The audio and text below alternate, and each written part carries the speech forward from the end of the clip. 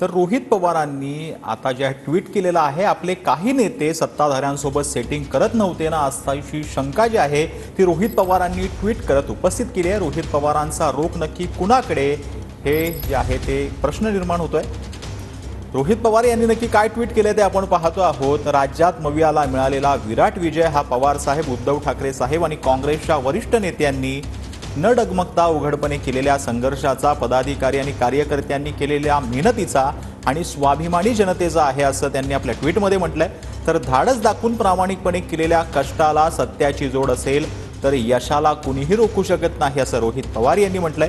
पण अशा परिस्थितीत आपल्या बाजूचे काही नेते रात्रीच्या अंधारात सत्ताधाऱ्यांना भेटून काही सेटिंग तर करत नव्हते ना, असा प्रश्न जो आहे तो त्यांनी आपल्या ट्विटमधनं विचारलेला आहे। याचाही शोध घेण्याची गरज आहे, अन्यथा ऐन विधानसभा निवडणुकीत विश्वासघात होऊ नये म्हणजे झालं, असं एक ट्विट जे आहे ते रोहित पवारांनी आपल्याच मवियातील काही नेत्यांवर त्यांचा रोख आहे का अशी चर्चा देखील सध्या सुरू झाली आहे।